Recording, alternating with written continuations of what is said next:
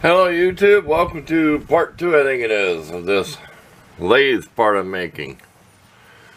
We did do a little bit of this on the disc sander, which we showed in the Sunday in the Shop video. So y'all kind of already got an idea what this is for by watching part 1. What we've been doing is we've been taking our triangle file and coming in this way. Okay, going this way and that way. Then taking our big file, you can kind of tell we're moving a lot of this out of our way. So we've been getting a lot out of our way. We may take the grinder and shave some of this back, so we have a lot less to file. We don't want to get carried away with power tools because this is like a one-shot deal here. It's getting close to be able to fit in the hole. 75 degrees out, heat wave, and it's sprinkling, and there's a thunderstorm south of me, a real small one. It barely shows up on the radar. So we're getting there. I said we're gonna shape it bigger than what we need and get the shape we need, then we'll fine tune it. So we at least want to get it round, and we don't want it any thinner than what it is right now on the wall thickness.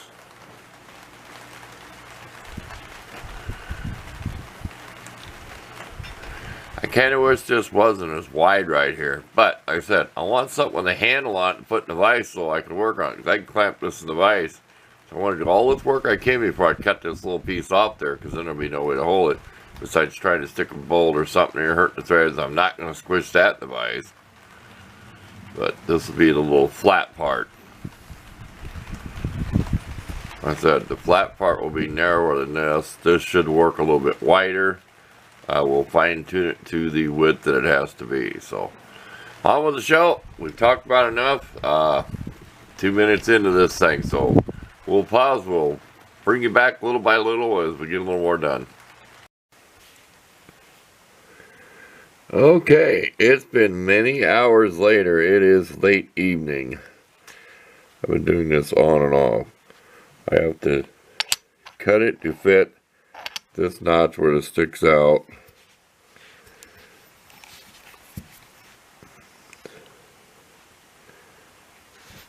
And like I said, it will go through there. I don't want to put you'll see when I'm done. Because this hole goes through, so we're making it a little bit wider than the other piece, even though the tab is going to be the same width. I want to show some quick clips here though. This has been a lot of filing. There's no Dremel tools I had work, so this is all file except the grinder when I ground a lot of this out of here to get it out of my way. Okay, back to work. And we are done and assembled. We got some of our moly graphite grease in there.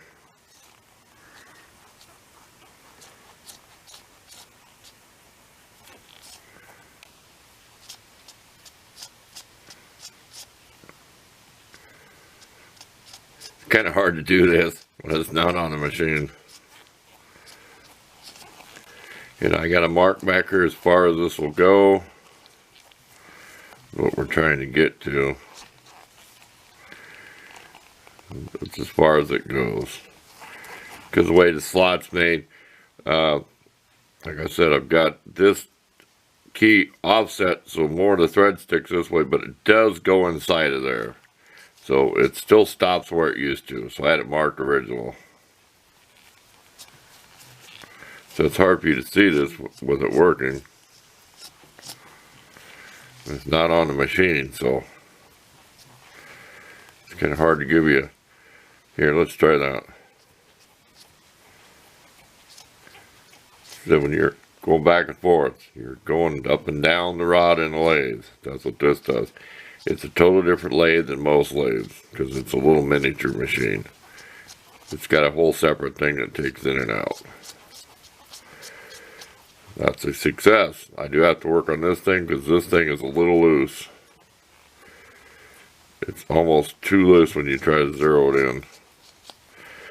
Okay, that's it. I'll leave you some pictures the best I can. I mean, I couldn't stop and take a whole lot of pictures because I just wanted to get this done. I was coming in and out. I'd come out and take a break, and I'd work on a little bit and do some filing. So it did take quite a bit of filing.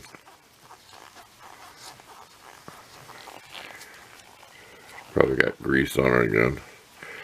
Okay, thanks for watching this. I'm a happy person. This is the only thing kept that lathe from work is that little piece is broke.